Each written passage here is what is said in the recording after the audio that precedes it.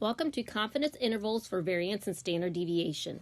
So last video we talked about finding our chi-squared right and chi-squared left. So now we're going to talk about when we need this. So here's our formula to find our confidence interval for variance. So we're no longer talking about a margin of error. You're going to take your n minus 1, which of course is your degrees of freedom, times your standard deviation squared divided by your chi-squared right.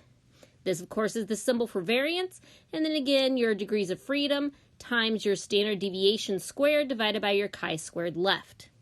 And then, if you, when you do your standard deviation, you're just going to square root this answer, and that's your standard deviation.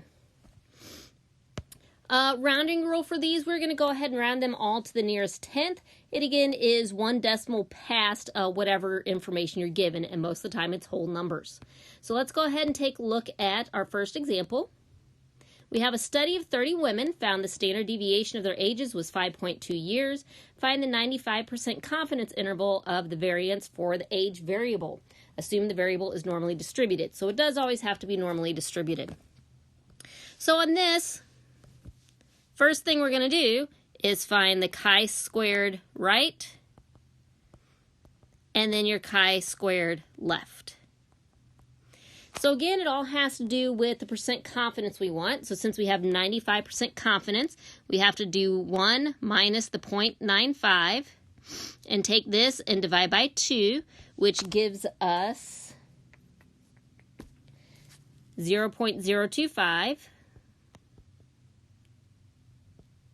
We're going to look it up in the table. Remember, our degrees of freedom are going to be based on the 30.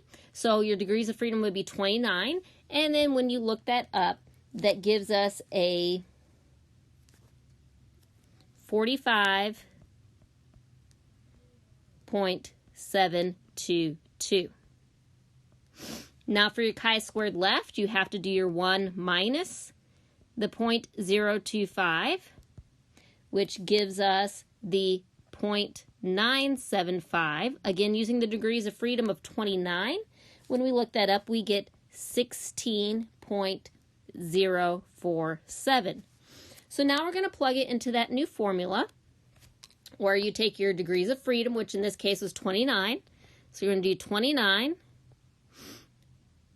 times the standard deviation squared. So up here, it looks like our standard deviation was 5.2. So times 5.2 squared divided by our chi-squared right, which is 45.722. And right now we're going to start with our variance. And so again, for the upper bound would be 29 times 5.2 squared divided by your chi-squared left, which is 16.047. So when we put these in the calculator, we get a 17.2 is less than, our variance is less than 48.9. Remember, we're rounding to the nearest tenth. From there, to find our standard deviation, we have to square root each of these. So square root is 17.2 and square root of 48.9. So when you put that in the calculator, we get 4.1 is less than, and this is our standard deviation, is less than 7.0 or just 7. So you'll have two answers on these. First one is your variance. Second one is your standard deviation. Our second example is pretty much the same, except for this time it gives us the raw data. So we're going to go ahead and have to put that into the Google Sheets to figure out what our standard deviation is. So we have find the 90% confidence interval for the variance and standard deviation for the number of named storms per year in the Atlantic Basin. A random sample of 10 years has been used. Assume the distribution is approximately normal. So once we type this into the Google Sheets, our standard deviation, standard deviation, that should be a D, should be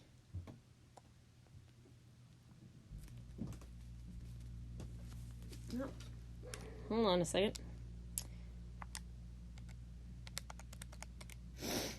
4.1. So from there we need to do chi-squared right and chi-squared left. So chi-squared right.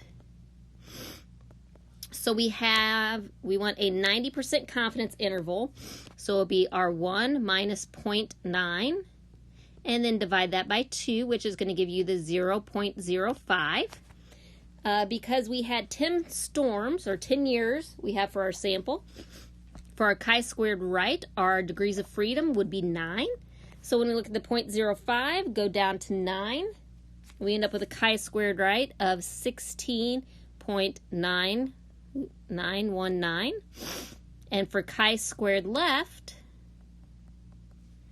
we have to do the 1 minus the 0.05, which would give us 0.95. And again, degrees of freedom of 9, which would give us a chi-squared left of 3.325. So now we're going to plug it in the formula.